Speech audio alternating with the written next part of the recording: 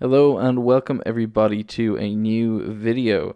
So this week's video is going to be pretty short. It's just a little follow-up really on last video I did where I built a voltage controlled oscillator.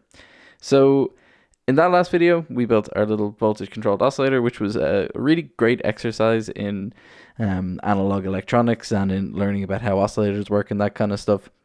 But what we actually ended up making wasn't a hugely musically useful little piece of kit. And the main reason for that was because it didn't obey a specific standard around the control voltage, which sets the frequency. So for analog synthesizers, there's kind of this widely adopted control voltage standard, which is basically 1 volt per octave, and then each note in the scale is a voltage that's in between each volt. So each graduation in the voltage gives you a different note on the scale. And that isn't linear. So unfortunately, the little oscillator that we had built the last day on our breadboard was a linear oscillator. So it's actually not super useful for use with an analog synthesizer.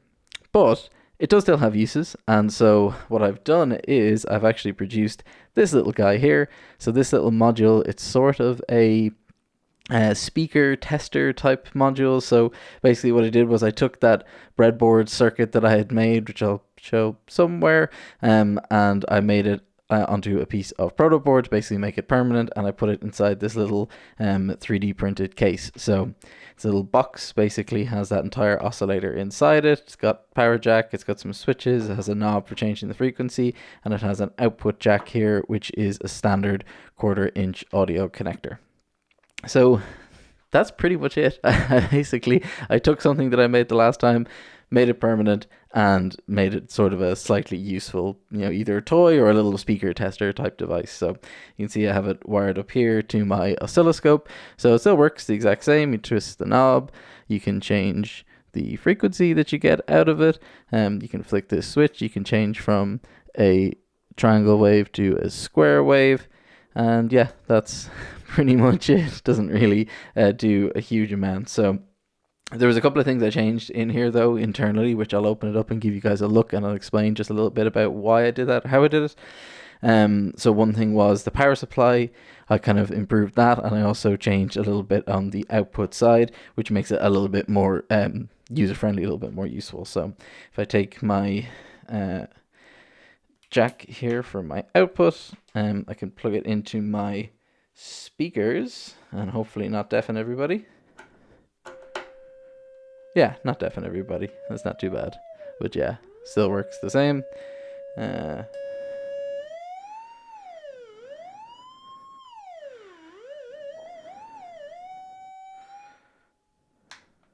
So yeah, that's basically it.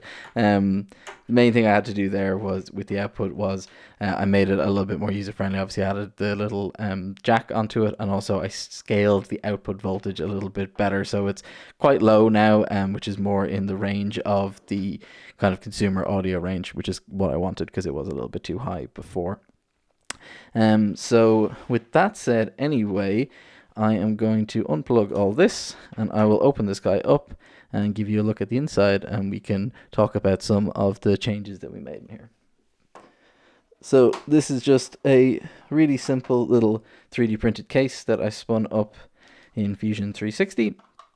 And yeah, we'll open her up here and I can show you the guts of what's inside it. So the main improvement that I made inside here was in the power supply, which I'll explain. And it's just so happens that there's a very good friend of mine who's a professional electronic engineer, and he was clearing out some stuff from his workshop, and he offered me a load of components, most of which I have no idea how to use or if I'll ever use them, but I took a bunch of stuff off his hands, and one of the things that he donated to me is a component that I'm using here, which is a super useful little thing. So crack the lid on that, and you open her up. And yeah, I've got my potentiometer secured in there, and then I've got the main circuit board here. So this is the exact same circuit that we had the last time, except there's just a couple of little tweaks to it. So obviously we've got some switches soldered on. I've got our power jack. We've got our output jack here. I've added some resistors here, which are just a little bit more finely tuned for giving us the output voltage that we want, which is in our kind of commercial audio range. But the main change is this guy here. So I'll throw the name on the screen, but this is an NMH0512DC. And that is basically, it's like a differential regulated power supply thing. So you give it 5 volts in ground. It has 3 output pins, and what it's able to give you is it's able to give you plus 12 volts, minus 12 volts, and then the ground, which is obviously in between them. So this is super useful because our op amp needs a differential power supply so that we can have a signal which is driven between a high, low, and is centered at 0 volts. You might remember that in the last video I talked about having a differential power supply and that I was just using a very simple voltage divider, which it does work, but it does have some problems. So the way I was setting that up was I just had 12 volts and 0 volts, and then I had 2 resistors that are the same value, and then obviously a tap in the middle gives you your virtual ground, so to give you a plus 6 and a minus 6 volts. Now, that's all fine until you start connecting up other resistors between your power rails and that, because what happens then is you're basically tweaking the values in your voltage divider, and suddenly your top rail is no longer 6 volts and your bottom rail is no longer minus 6 volts. So what happens then is your output signal from your op amp isn't centered on 0, so you get this DC bias, which obviously you do not want to connect up to a speaker or anything because it won't work properly and you could damage it. So this little guy then is super useful. And the numbers on it are supposed to mean it's a 0512 DC. So that's supposed to mean is you give it 5 volts and it'll give you plus or minus 12 out nominally. I don't know why, but for some reason this guy is giving me plus or minus 20 volts or so. Not exactly sure why that's the case, but it is. It doesn't really make much of a difference. It just changes the output a little bit. So I had to do some scaling with those resistors, but aside from that, the rest of the electronics all work basically the exact same because it's just a differential voltage. It doesn't really change how anything works. And yeah, I think that's kind of about it really for this. So yeah, that's just a really simple show and tell about this little device that I've put together. So this can live on my desk. I can use it to test speakers or just use it to demo what signals look like in the future. Yeah. Just a fun little toy really, and yeah, it was some fun to build. It was some fun to learn about analog electronics and about oscillators and stuff like that. So I'm not entirely certain what I'll do next. This little thing's finished. I have some ideas. I'd like to make a proper kind of useful audio musical oscillator thing which properly obeys the control voltage standards.